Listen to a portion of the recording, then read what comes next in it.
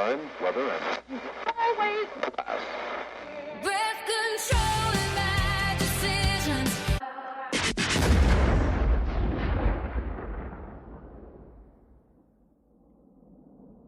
Welcome back to Breath Control and Bad Decisions, the podcast where Gen X gathers weekly to unpack childhood trauma, one Capri Sun at a time. Therapy costs money, but talking into microphones is free. So this week, we're talking about trauma, popcorn, and poor parenting, movies that Gen X definitely should not have watched. And this episode is officially haunted. Definitely. It's actually my fault, not Jen's. But first, my son had to get his wisdom teeth taken out, so we were late. Then this is the third time we're recording it, and we're pretty much convinced it's jinxed. What do you think? I agree. Yeah. I agree. I mean, two takes yesterday. One in the can, ready to go. And then I get a text this morning. What do you say? Third time's a charm. Yeah, I fucked up. Sorry. So we think it might possibly be the subject matter because we're talking about horror movies, and it's probably us, our software, giving us our own little horror movie, because why the fuck not? It's Monday, so that all tracks as well. Better late than never. Or better late than pregnant. No. No, it's better late than pregnant. Yeah. Okay. So today's episode is for every Gen Xer that watched a movie in 1983 and then slept with the lights on until about 1991. And our parents' response was, well, you shouldn't have watched it. Okay, Mom, you're the one who rented it for me. So, I mean, it's kind of on you. I know we have a few younger listeners. Let me explain how movies worked for us in the 70s and 80s. Let us explain. Anyway, so there was no parental control at all. There was no common sense media, and there was no studies about how these movies would affect us later. It was just a video store, a VCR that blinked 12 o'clock for the whole 20 years we had it, and parents that had already survived Vietnam and Watergate and leaded disco. Leaded disco. I mean, it could have been leaded. I mean, it was certainly coked up, but it could have been leaded as well. I'm certain of that. Yeah. So I know, and by the third time we're recording this, I should be able to explain it good, but here we are. Words are hard. I can't brain today. I have the dumb. How do I say it in English? Como se dice? If you could reach the play button, you were basically you were mature enough to handle Stephen King, right? That's how our parents looked at it. And if you could program the timer, they were like, whatever movie you want to watch, that's totally fine. I would program it, but then every time the power went out, which was more common back then, it would blink 12 again, and I just got sick of it, so I just let it stay.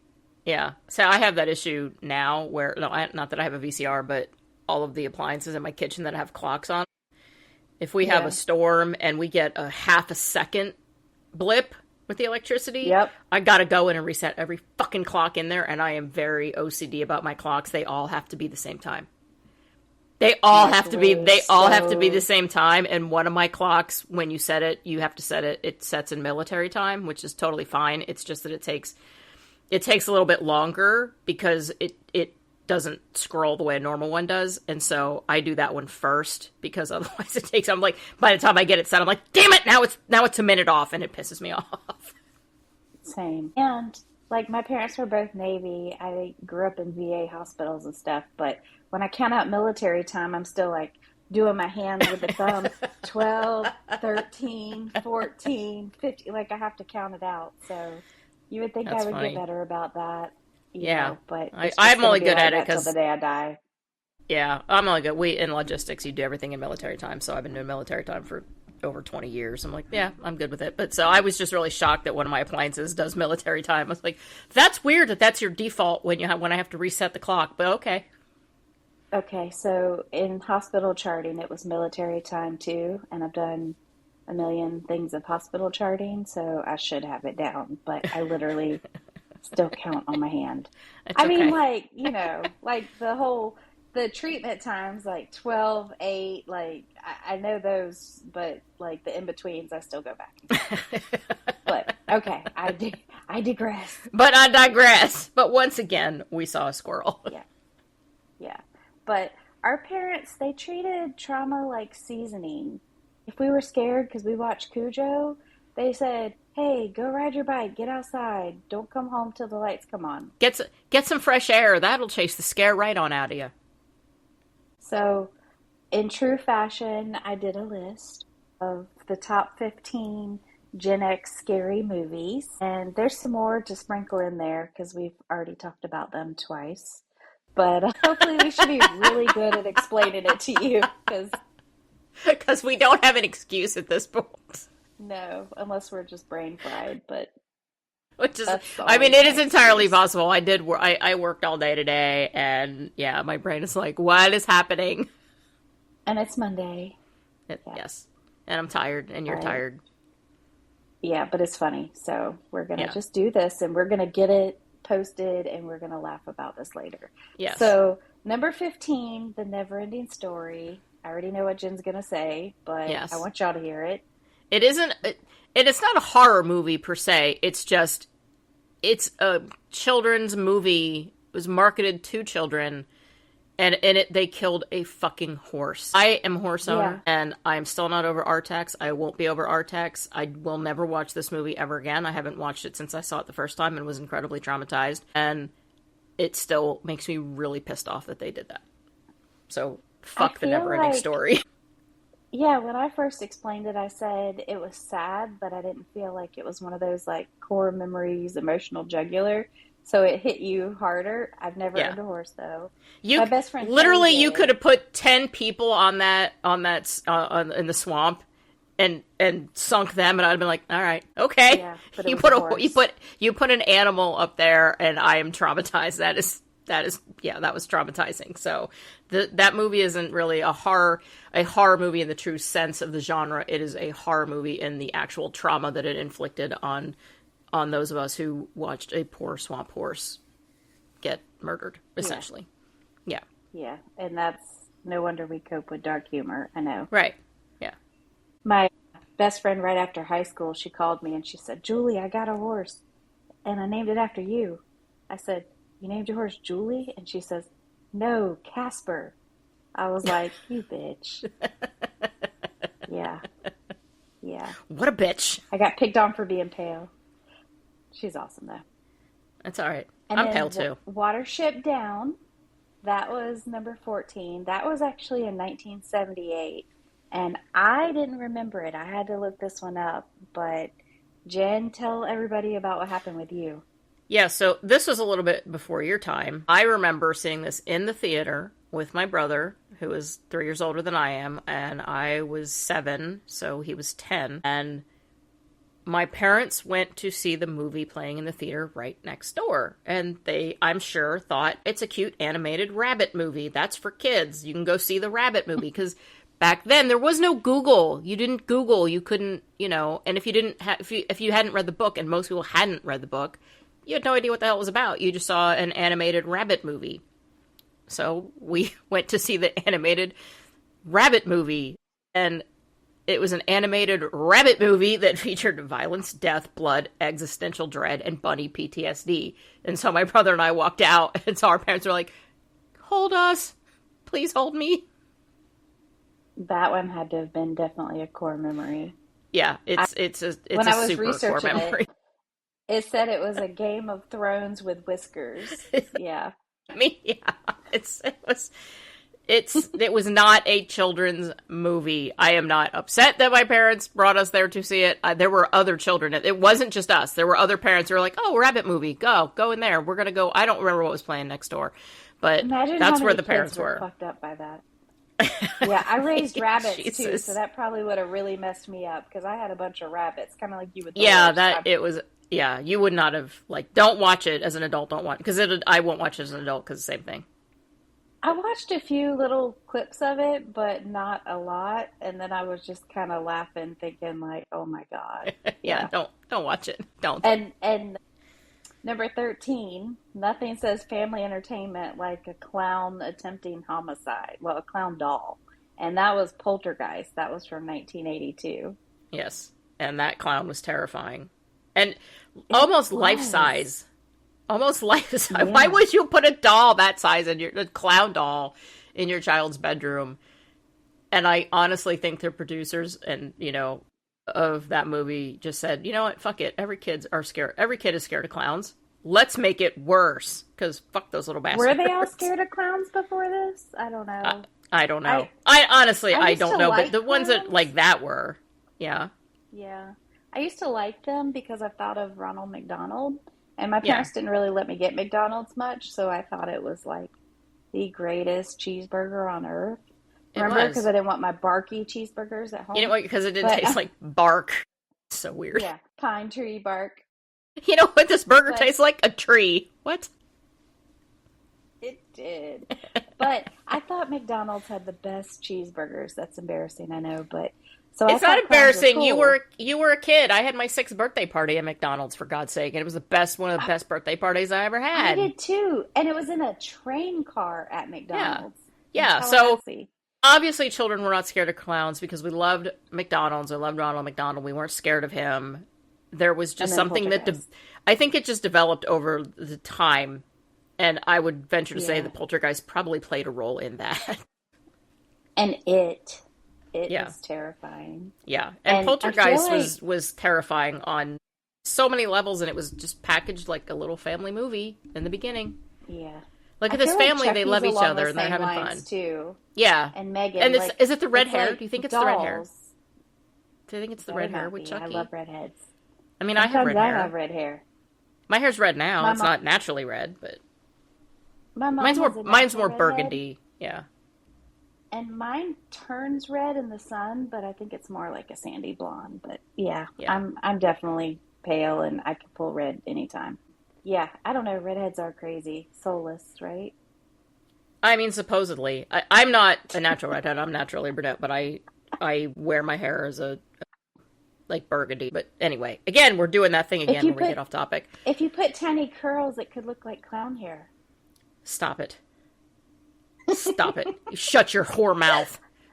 Tiny, thin perm. Tiny ringlets? No. Get the fuck out. That's it. I'm not talking to you. I'm not talking to you for the rest of this podcast. That's not going to go very well. See, we're ruining the 3rd version, and it's my fault. So Poltergeist, for those of you who do not know, and I think most people know at this time, the oldest daughter, Dominique Dunn, was actually murdered by her boyfriend.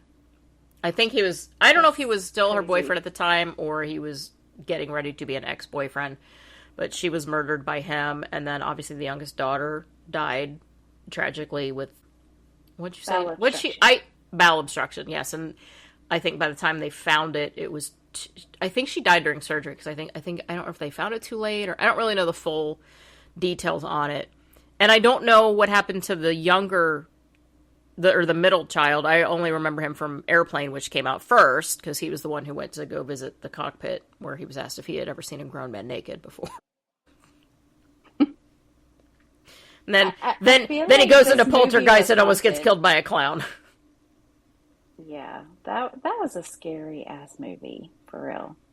Yeah, and all the skeletons at the end were real. In the pool? Yeah. Ugh. Yeah, that would be traumatic. Yeah. I didn't know they were real until we were recording this podcast. Yeah, they were real. There was something about, I don't know if they filmed it on a cemetery that had an old cemetery that had been moved, so like the headstones weren't there anymore. So you can't just move a cemetery by removing headstones and being like, yep, we moved. Like, you've got to move the bodies too. I don't know if they moved all of them or some got left behind. I have no idea. I just know that in the pool scene, the skeletons were real. That's what I've heard, and that's what I've read, and I don't have any reason to not believe that. I'm surprised they let that happen. I don't know if they knew. I don't know if they knew.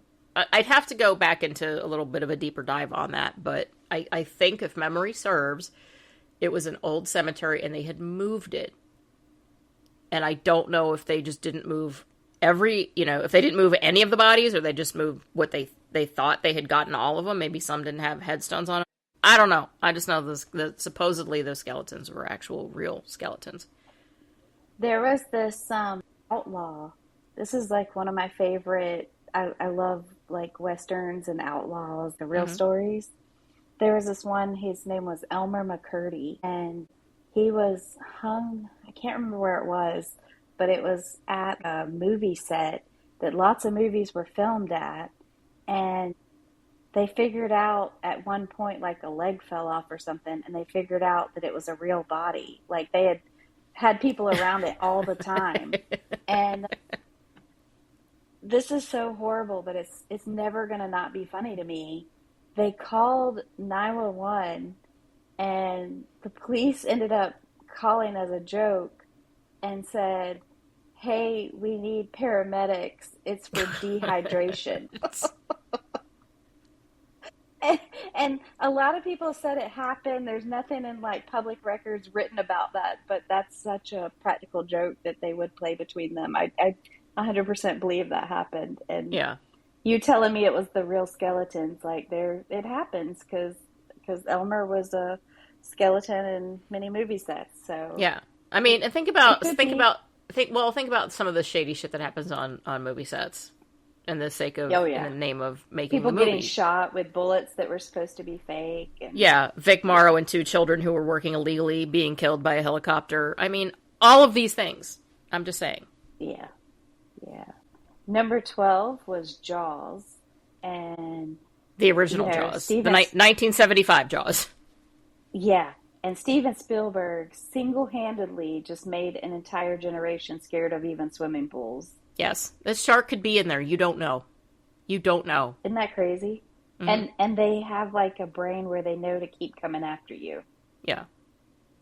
Which that doesn't, because orcas supposedly do, but great whites do not. But it's one of those things that I don't know anybody who went swimming in the ocean at night if he went to the beach. Because that's terrifying. That to me, that's terrifying. Or we go shark fishing at night. It's a Florida thing. Florida man. But I've caught like those little baby sharks when I fished in the ocean. You know, they look like a big Jaws far away. You know, it's like you pick it up and it fits in your hand. You're like, oh, it looks like big Jaws from far away. There's this bar in Punta Gorda called TT's Tiki Bar. It's like right by the 2 bridges.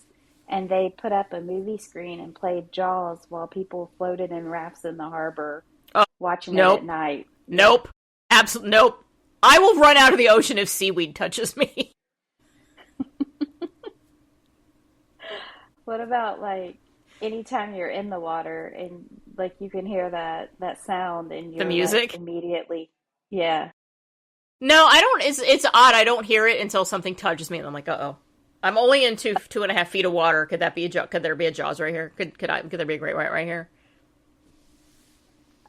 I didn't record this in the other 2 episodes, but I'm really about to tell on myself. Maybe that's why we're re-recording this. My husband and I sunk a canoe in Charlotte Harbor, and they're supposed to be unsinkable. But he was able to like scale up a boat lift and get up this like 10-foot rock wall, and he left to go get a ladder to get me out. And I was like kind of under a dock, and I start thinking, oh my God, I'm on my period. What if a shark comes and gets me? Like I'm sitting by the seawall, terrified, and a mullet jumped behind me, and I about stroked out. Like it scared me to death.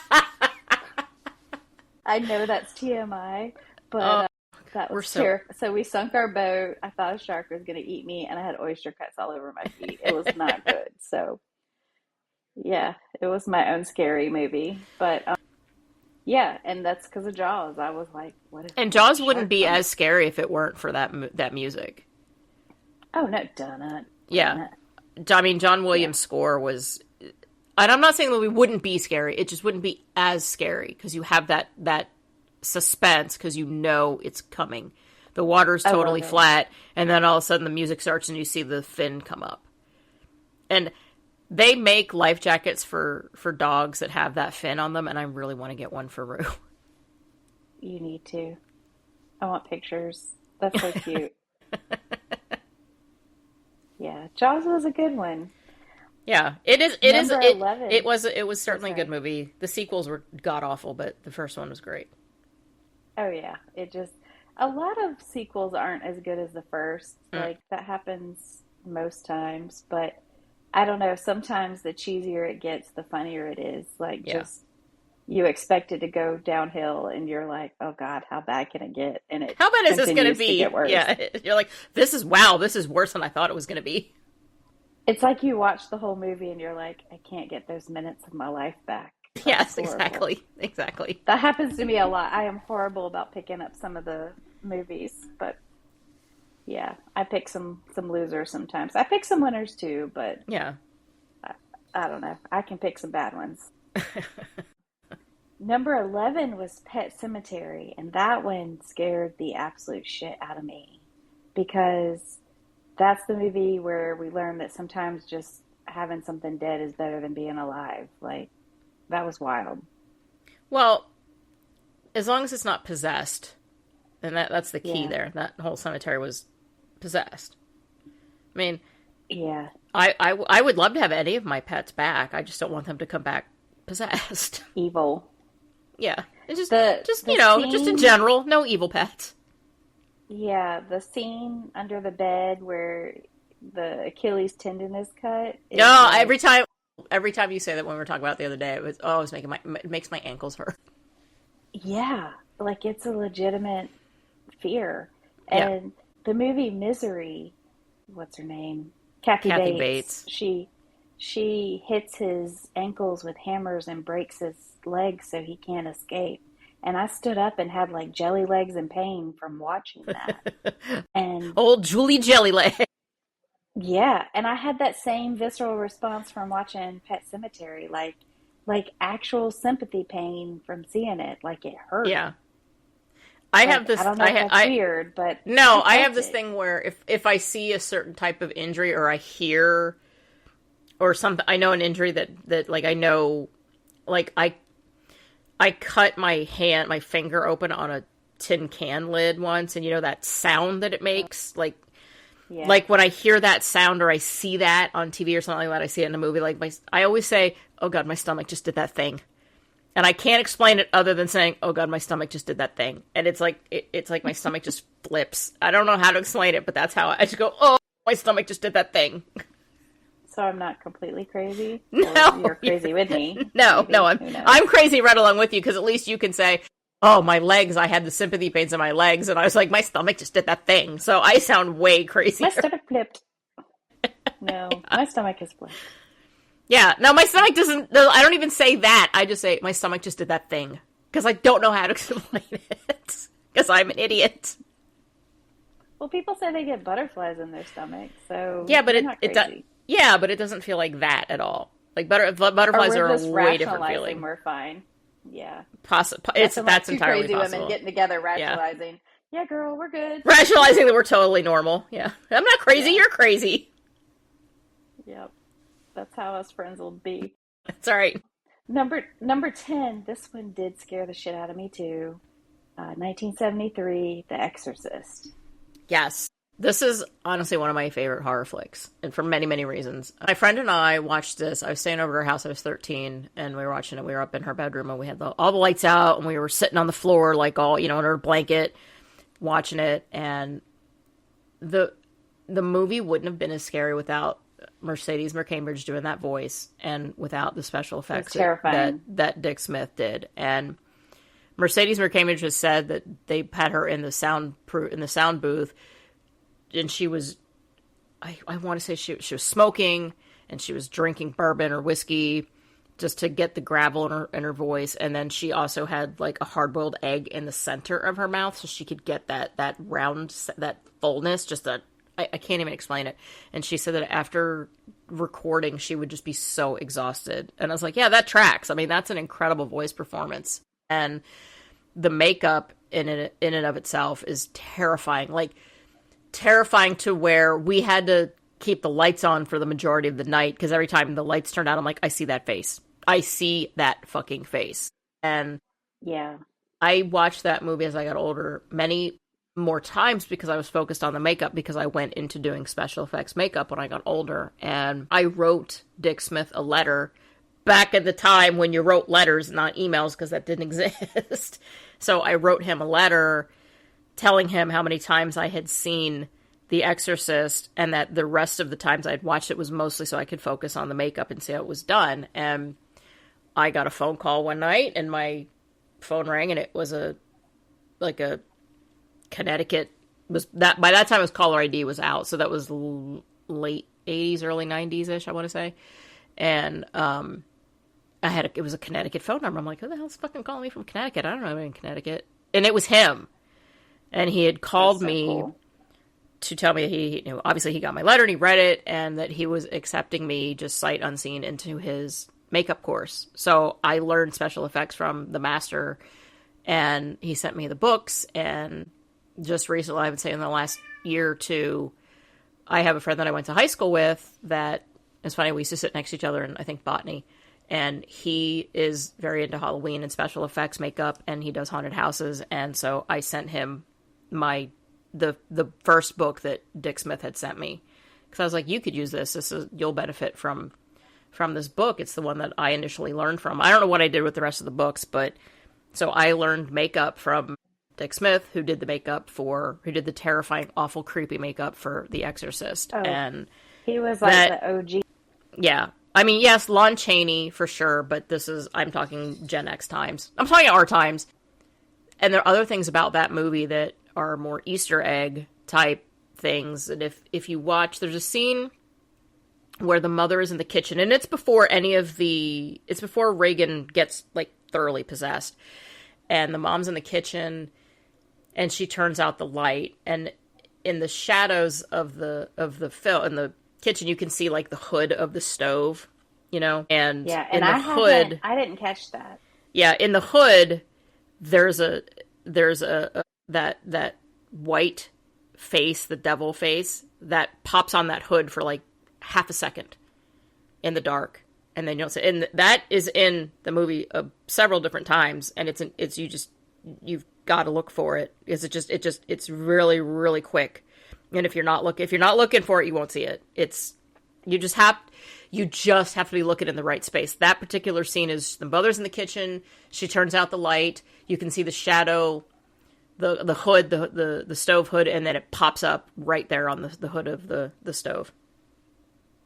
I love Easter eggs in movies. I'm gonna have to watch The Exorcist again. Yeah, but you're gonna have to watch it just to see how many you can find. Yeah, my brain though, like as soon as I hear Exorcist, I think of that damn crab walk. Like that scared the actual shit out of me. That crab walk is terrifying. It terrifying. Is. And it's just terrifying. It's shot so well. They did that effect so well that it is terrifying. I love thinking about how little technology these filmmakers had, and how they had like the creativity to do like Star Wars and The Exorcist. Like it's cool. It's actually really neat. And that's a good horror movie. I mean, it really is. That again, that is one of those movies that when you watch it and then you turn off the light, you just see that face. You just see that fucking horrifying face that he gave her, and I'm like, nope, that light's got to go on. Like we had the lights on most of the night because it was just terrifying. I can remember my dad laughing and be like, "You gotta watch this. This is funny." And I was like fucked up from this. Yeah, you gotta watch it. It's funny. I think you and I have very different definitions of that word. Character building, to say the least. I think it explains the very a lot, least, doesn't it? Yeah. Number 9 was Christine. That was 1983. And that was a murderous Plymouth Fury. And, that's because even cars were angry back in the 80s, I guess. It was, I don't know. That was a scary movie, too. I don't think I went around thinking every car was going to run me over, but I definitely had some second takes. So the Plymouth Fury was the perfect car for that, because it was such a solid car. It was a nice looking car, but that the front of it was just worked, the grill of that car. And I always remember watching that movie and thinking, why don't these people just turn while they're running? Just turn. Zigzag. Run Just behind a tree. zigzag. Make a right, go up a tree. I don't know, do something, but stop running straight into a wall or a fence. Like, just turn. It's a car. Turn. Yes, it's a murderous car. Will it eventually catch you? Evidently, I guess it will. But, like, just fucking turn. Go into a house or up a tree or, I don't know, something. Sweet merciful crap. Do something but run straight. Yeah. Well, they picked a good car. I mean, it was a lot more scary than if it would have been your old car. Yeah. Yeah. I mean, if my Mustang was possessed, I'd be like, give it 50 yards. It's just going to stop.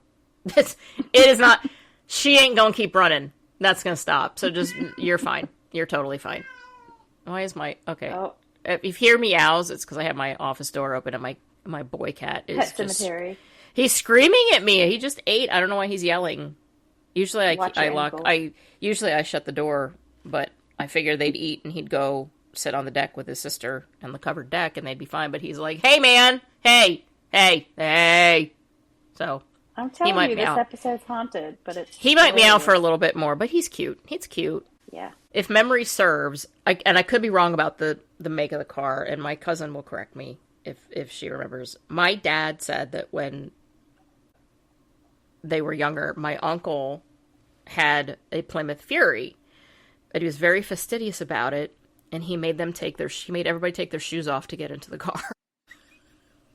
I hope to own a car in my life that I love that much that I'm like, take your shoes off before you get in. Like, I'm like that in my house, not my car. not my vehicles. I want a vehicle that I feel that. I don't want to ride in like my enclosed car with your nasty feet. Keep your feet in your shoes. I don't know. If I'm like that particular about my car, it's going to be badass. Maybe that's why Christine was so pissed, because everybody was, she was like, take your damn shoes off. I'm a nice bitch. I'm a classy bitch.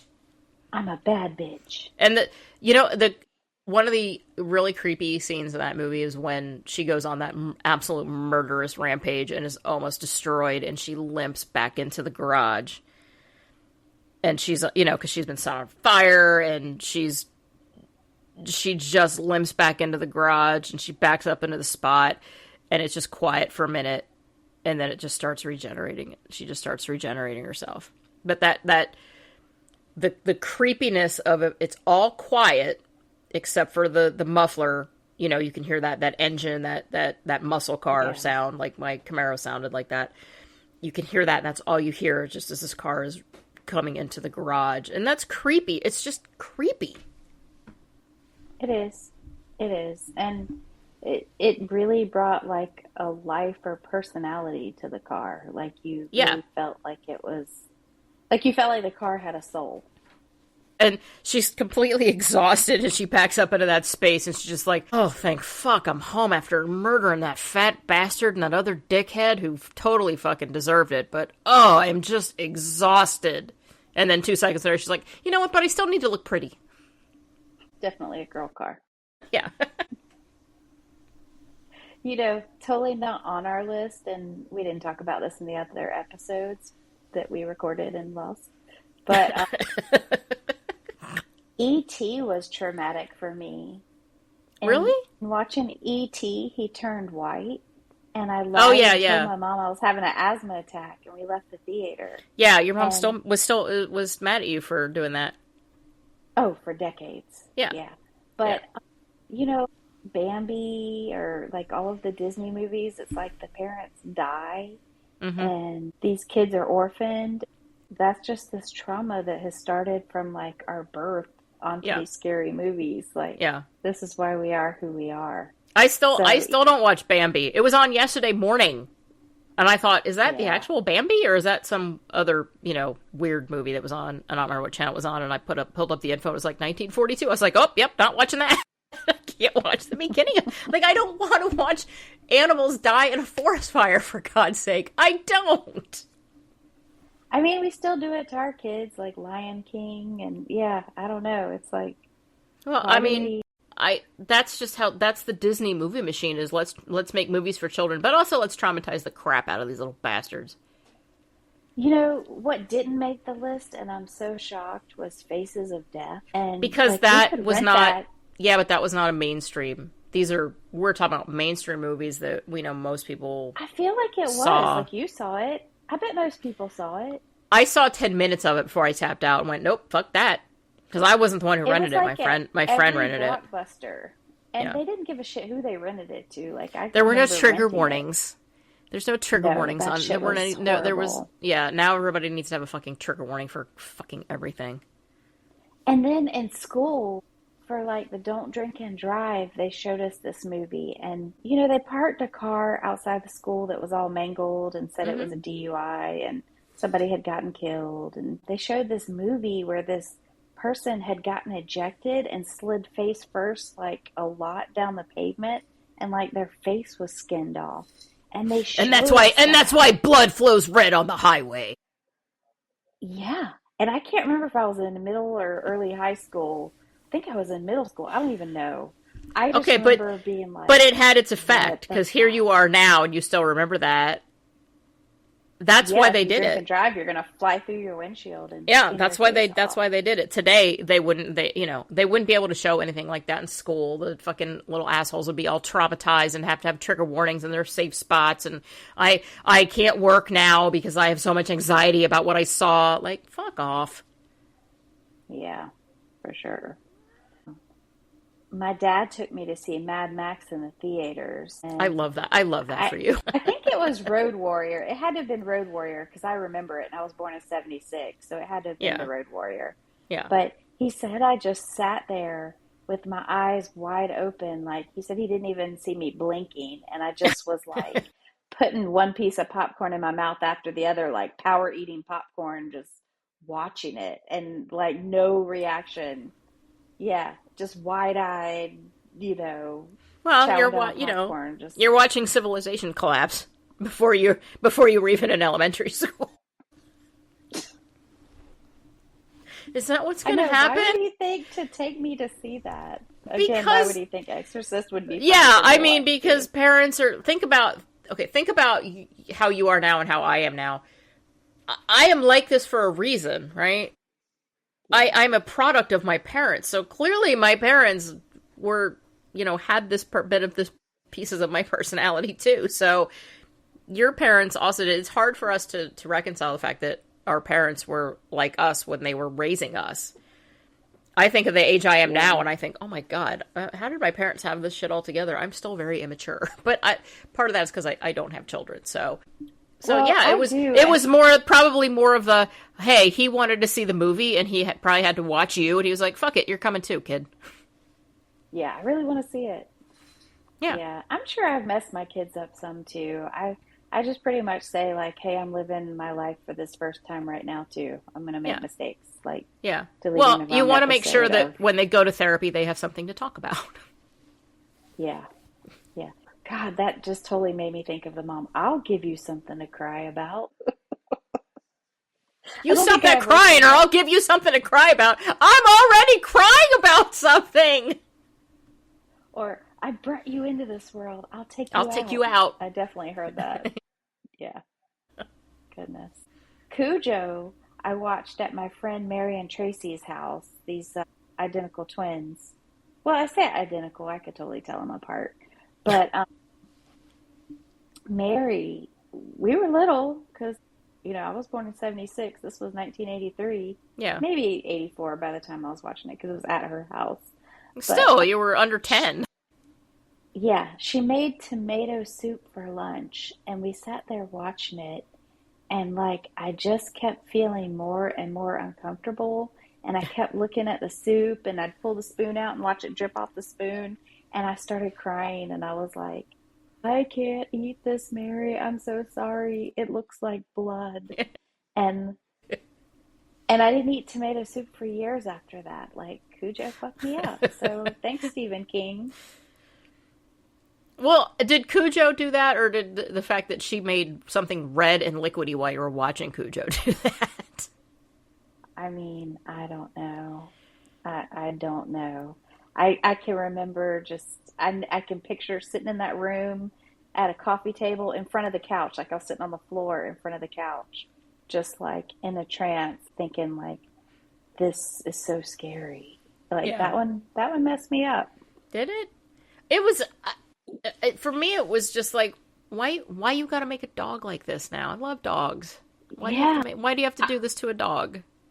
I've always liked dogs more than most people, but yes, exactly. You know, like movies taught us to fear so many things, like dogs and broken down cars and heat stroke and clowns. Like, it's not like natural instincts. It's like these movies are fucking us up, you know? Cornfields. I mean, cornfields for sure. Nobody wants to see a creepy ginger coming out of a cornfield. Nobody wants to see that. That's not even on the list. Just spoiler alert. Yeah, it's not. It's not. Number 6, I was kind of surprised because I didn't feel like it was scary. I thought it was kind of funny, but it was Gremlins.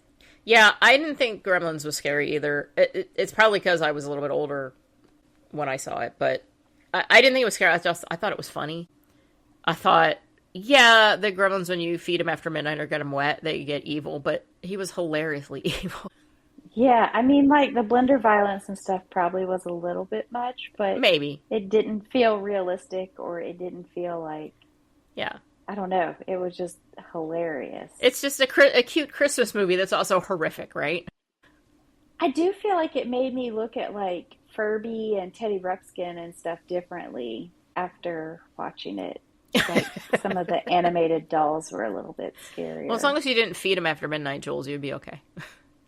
No, but I did take the tape out and put in like NWA or Jam Pony and stuff like that. I think a lot of people did that when they learned that the Teddy Ruxpin you could just put any tape in there, and I was like, that's genius. It was awesome. Like, I hope I run across one like thrift shopping or something, because I'll do it just for the nostalgia. Because I'll do it now. I will. I don't even have a tape, but I'll find I'll order one on eBay. Order get like a George Carlin tape, and have him doing George Carlin bits. The dirty words. Yeah, I love him. Today I picked up some candies. It was like these jelly strawberries, and it was labeled strawberry shortcake. And I was like, you know what? The only reason I'm even reading this bag is because the strawberry shortcake caught my eye. Like, we just are drawn to things that feel familiar, you know? Yes, nostalgia is... You don't buy a product, you buy a feeling. True. Marketing 101. Yeah, and that's why nostalgia hits hard for a lot of us, you know, especially as we're getting older. Nostalgia is huge, and it's for that same reason that when you're going through your basement or your closet or wherever you store things and you're going through old stuff and you pick it all up, that's why it takes you forever to get through it, because you start looking at everything and then you go down memory lane, and then by the next thing you know, 4 hours have passed and you're like, oh, I haven't gotten anything done. Yeah, I've done that. I love it though. Yeah. Number 5 was Halloween, and that is a cult classic. Mm-hmm. That's such a good movie. The only downside to it is that he kills a German Shepherd. I don't like that. Didn't need to do that. Not happy about that part. I will turn the channel when that part comes on. Who cares about the people? Yep, don't give a fuck about the people. As soon as I see the German Shepherd barking, I'm like, gotta turn that channel. I'll be back in like 2 minutes, but I have to turn it. I won't watch that part. I hate that part. But it's it's so creepy. It's so creepy. The mask, the slow movement, the fact that you can't see his eyes, or it's just a dead stare, and he's just going after everybody. It's terrifying. It is a scary ass movie, and the Tubular Bells also sell it. Again, it's the same thing. The soundtrack will. I mean, imagine if every time you saw Michael Myers, you're do do do do do do do do do. Wouldn't be scary. I don't know. Kind of felt scared when you played that. I don't know, when you sang that. I was like, oh shit. If he just had Calliope music behind him, it'd be hilarious. Goodness. Yeah, I mean, those kept getting dumb and dumber too, but it was they did. I don't know. The one, was it the second one or the third one? Which was the one with the masks that had absolutely nothing to do with Michael Myers, and it was just the masks were all, I don't know, it was so fucking stupid. I don't know if it was the second one or the third. I want to say two, but I'm not sure. But that one was absolutely fucking ridiculous. Yeah, that one was ridiculous. Yeah. But yet, I see them and I'll stop and watch a few minutes and just laugh. So, yeah. And, Friday the 13th is number 4, and that's right up there like it. Like, it just... It's the same thing. It's what horror movies taught us was that teens having sex are going to be killed. Right? Yeah. Yeah, that was our parents' way of birth control. Never camp, never split up, never investigate strange noises, don't have sex. By yourself for the most part. Like, yeah. All these movies, like, I heard a noise. I'm going to walk out on the front porch and out in the yard without a gun. Bitch, are you stupid? No. And then I've never once heard a noise where I'm like, I need to go investigate that. Like, if it's at nighttime and I hear a noise, I'm like, I'm not investigating that. I can remember being home alone and this loud crashing sound happened in the bathroom in the middle of the night, and I went running in there as a first reaction. Well, I've done that in I've done that in my own bathroom because there's not a window in that one, and I'm like, well, I know there's nothing in there, and it was the suction thing that held the shower stuff together that completely lost its suction and fell. And I've done that. Mine was like a light, those heat lights above the shower with the glass lenses that had fell down and broke. But yeah, I was shocked. My first reaction was to run toward it. Yeah, like what was I gonna do? But apparently, I remember. This was years ago, and Eric had been out of town. He was on a four-wheeling trip, and he wasn't supposed to be home that night. And I knew he wasn't coming home, so I had gone to bed. And then I don't know, like an hour later, I hear the garage door open, and I almost shit my pants because I was like, nobody is supposed to be home. He's not coming home. Yeah, and I remember I grabbed my gun and I went downstairs and I opened up the garage door, and he was standing there. I was like, son of a bitch. And it was him and our friend Colin, and Colin was like, well, that is the right reaction to that. Because I was like, you weren't supposed to be home, you didn't tell me you were coming home, you scared the crap out of me. So I will go investigate. Yeah, like, I investigate that because I'm like, my fucking garage door just opened and he is not coming home. Like, I wasn't expecting me. He said he wasn't going to be home, so I'm like, why the hell is my garage door opening? That I went down and investigated, but I did have a handgun with me. I have a gun or a bat. And I saw this, I can't remember where I saw it, somewhere, a video or something, where you put a sock over your bat, so if they try to snatch it away from you, it just pulls the sock off. It just pulls the sock off. So I have a sock on my bat. I've never heard that, but that's smart.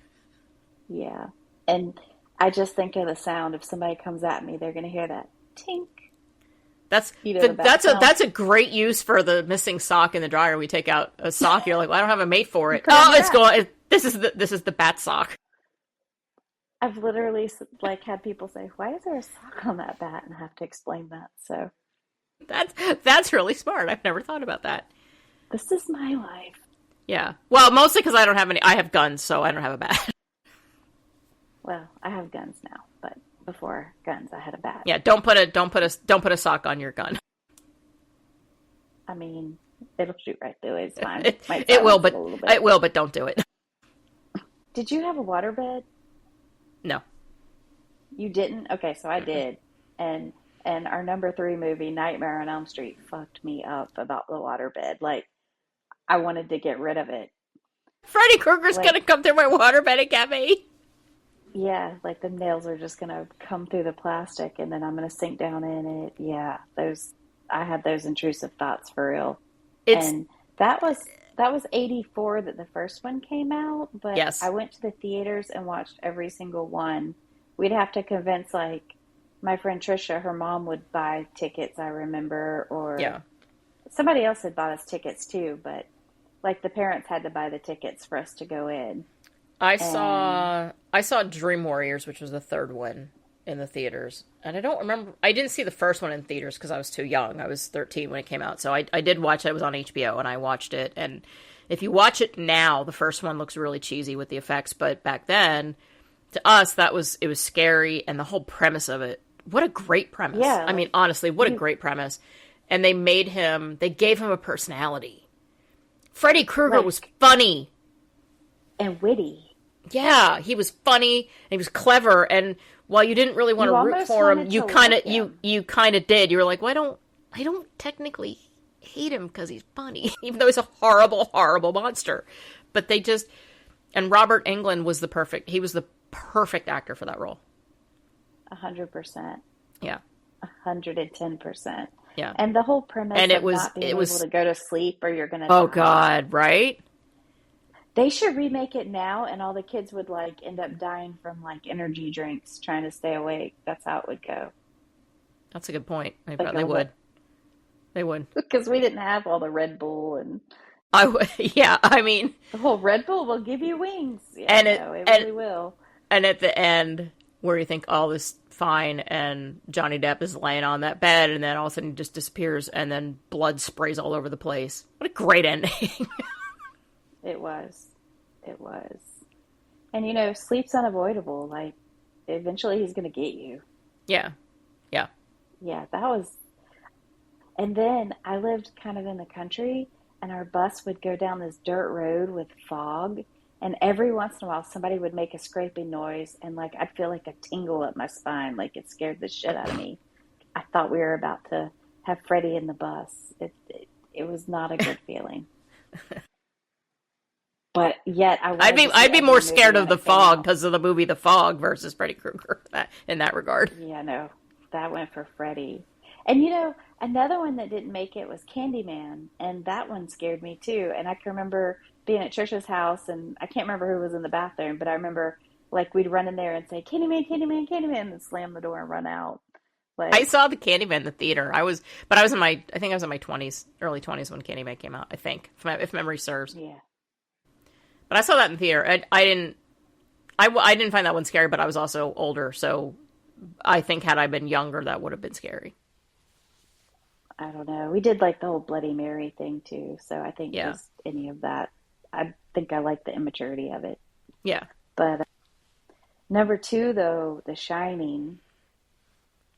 That I love Jack Nicholson. To this day I love that man. But that whole "Here's Johnny," like the look on his face, the whole thing. So when I watching the beginning of that movie, when they're laying out that they're going to the Stanley Hotel and they're going to be the winter caretakers, and there's literally going to be nobody around, and just that whole part for me, it's like you're in this big giant hotel, completely isolated from everybody, and it's just the 3 of you. That's terrifying to me. Like, I watched that part, and I'm like, that in and of itself scares me. Like, that is horrifying. And those creepy twins in the hallway, and I know the elevator with the blood. Everything is just, it's such a good movie, but it is hard. It's really scary. And you could see somebody really losing their mind. Like, well, they put Shelley Duvall through the ringer for like her reactions were legit. They had fucked her up psychologically doing that movie. They made her do so many takes of so many things to get her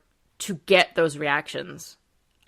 That poor woman. She really, you can go down to the rabbit hole of The Shining and her role and all of the things about it. And she was basically tortured to get those reactions out of her.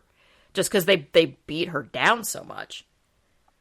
You know, I've stayed in hotels like in New Orleans and stuff like that, like big hotels where you go, like you walk down the hallway in the middle of the night and there's like ballrooms or the fancy bars or the libraries. And I always think of that movie. Like I'm like, oh, this feels unsafe.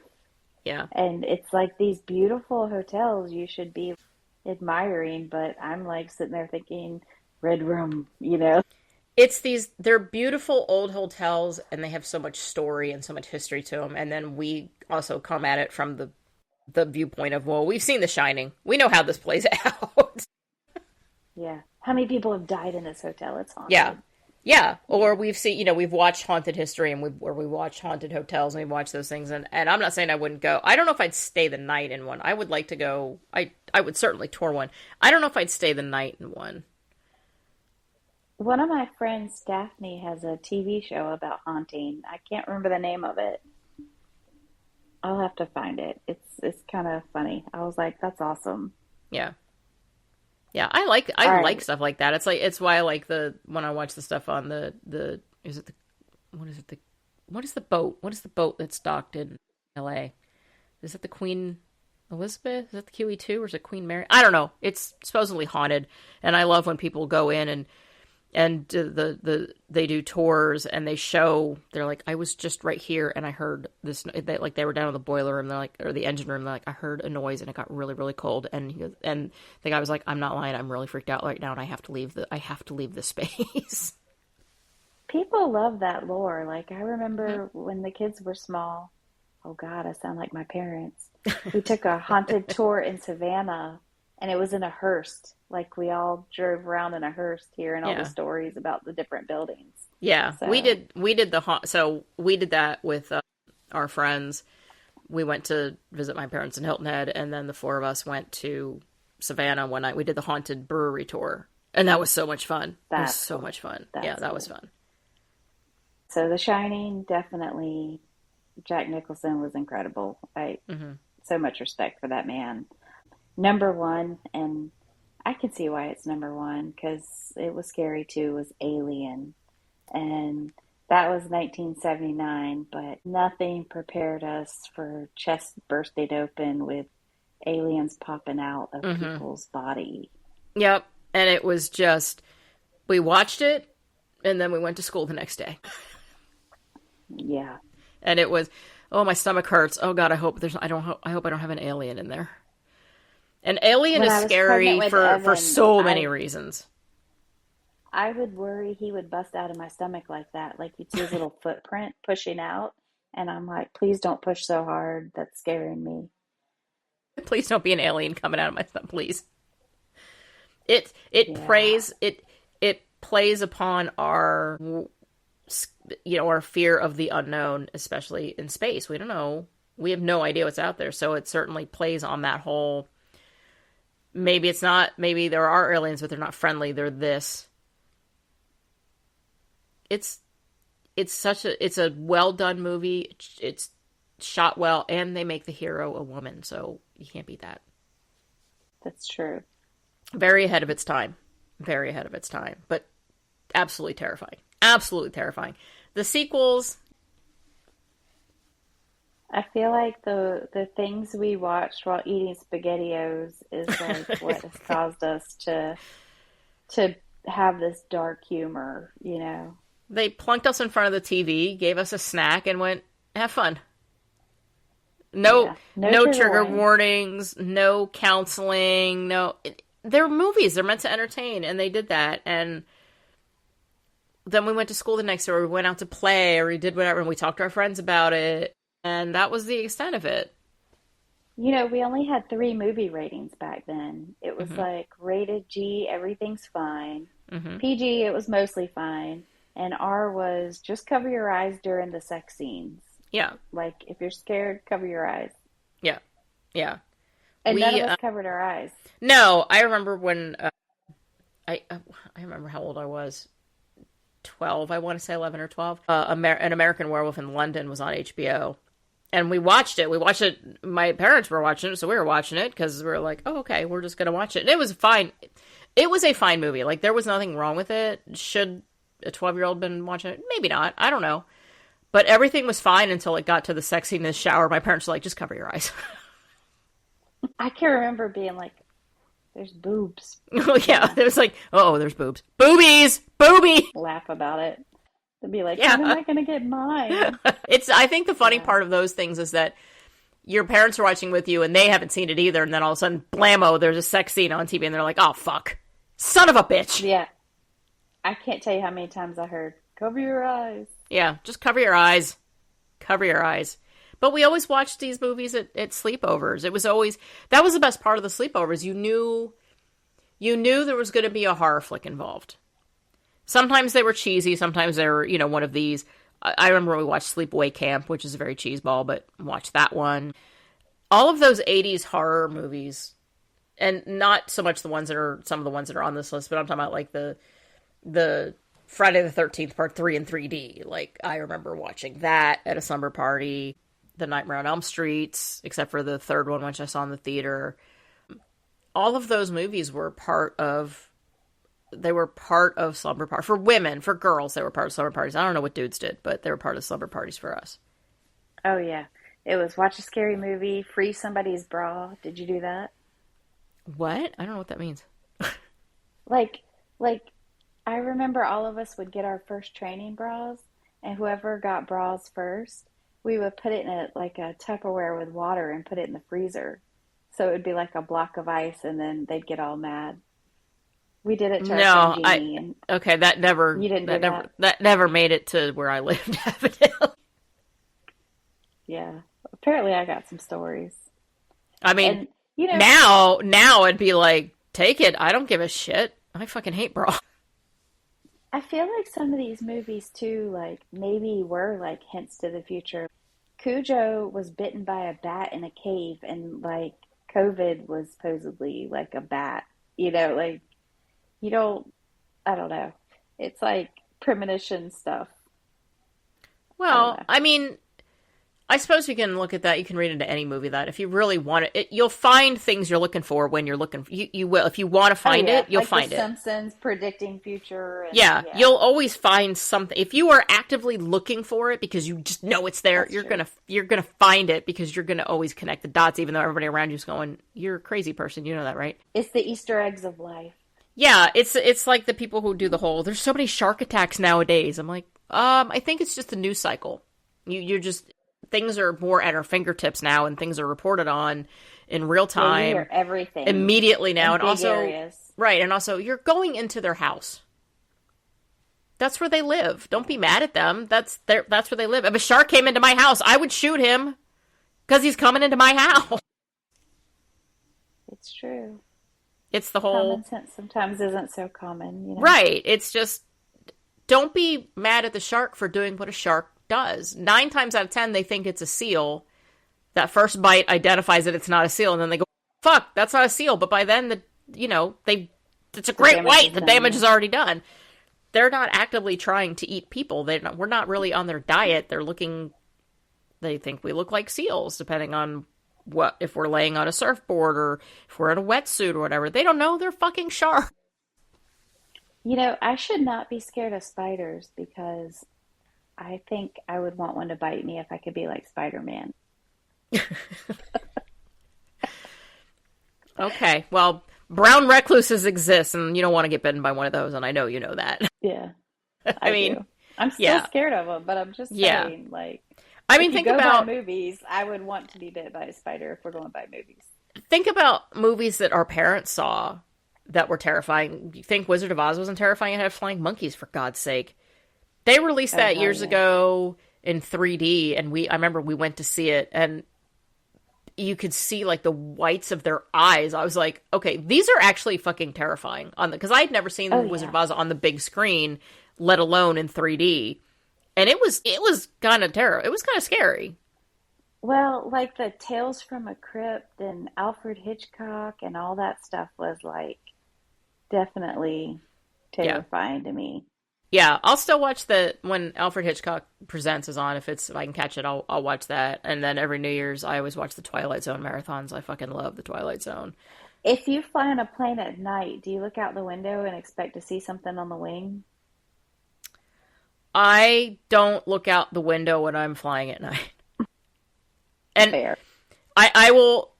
I've only done it, I think, once. We were actually flying at night coming back to Kansas City, and it was during playoffs, and I was watching football, thank God. So I was watching football, but I did look out the windows. We were nearing Kansas City. I was looking at the lights and stuff.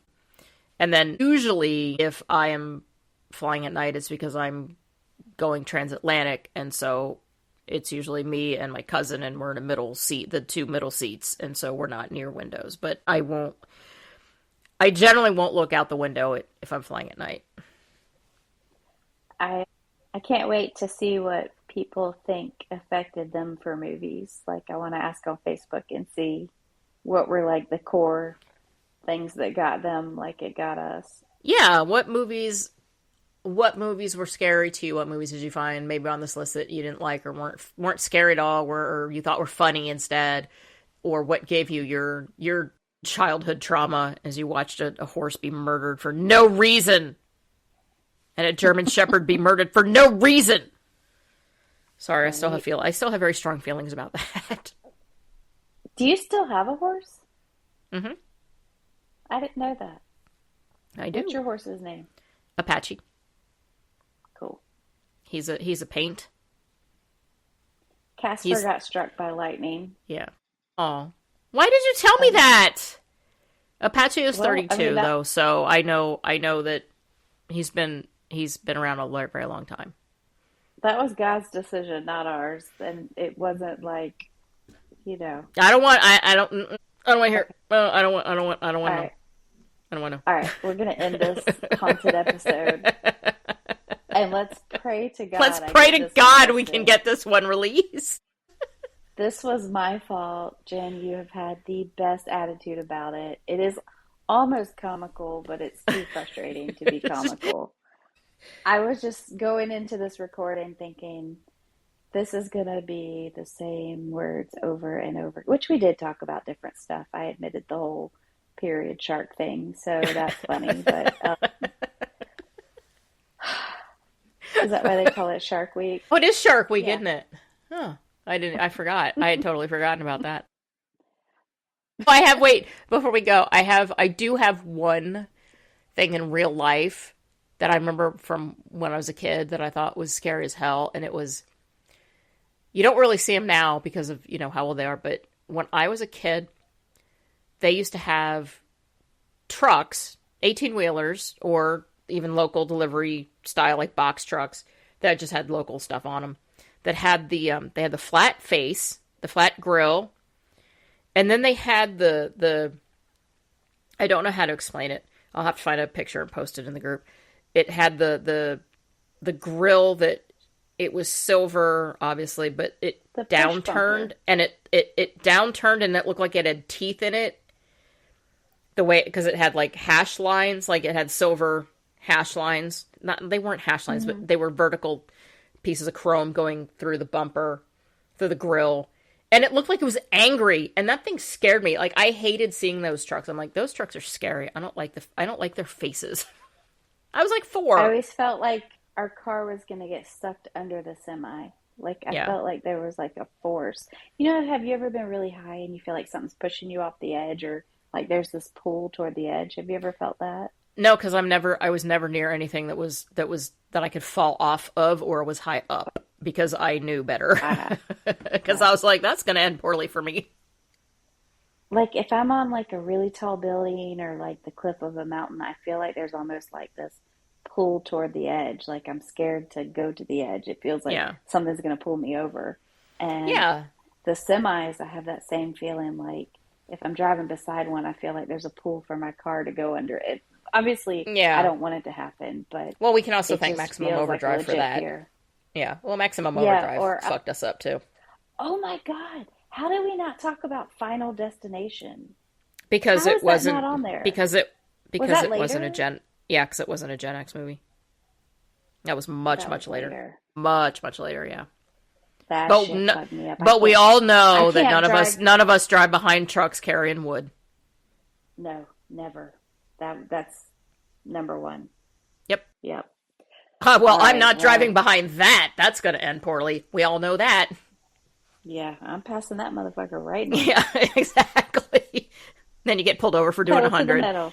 Yeah. Do you know how fast you're going? Officer, there was a truck hauling logs that I was behind. You understand. I assume you've seen Final Destination. Yeah. He'd be like, you're free to go. That's exactly what I would tell him. Yeah, I would tell him that too. If it was a Gen X, he would let us go. Yeah. All right. Well, find us on social media. We have a Facebook group.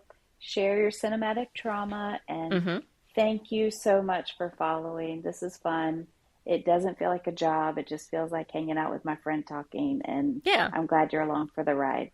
We love that you come back and you listen to us, and you share our stories, and you share your own nostalgia and what you grew up with and what you remember and what you love. And we're really just trying to bring this generation, our generation, together in that nostalgia bond, or the trauma bond for these movies, if you will, because we like to hear your take. We like to hear your experiences too. And we're just really glad that you're here. And Julie's right. It's like hanging out with friends. So the third time she was like, we have to do it again. And I was like, all right, well, it's just more time that I get to spend with you. I know. We can never really have beef. Can you imagine if we're ever on the show, like, what's up? Yeah. I just don't. For some years now. I just don't look at it. This is not a chore. It's serious. Not this. Yeah, this is not a chore. It's the hardest part for us is really just figuring out what days we're able to record because of our schedules and life just kind of happening. And so most of the times we have multiple episodes already ready to go. So we don't record. We don't have to record every week. We've got 3 or 4 already ready in the can, ready to go. But in this instance, we just hadn't, because we're catching up. All right. Well, lucky number 3 is in the books. Bye, everybody. We'll see you next time. Absolutely. Bye. Bye.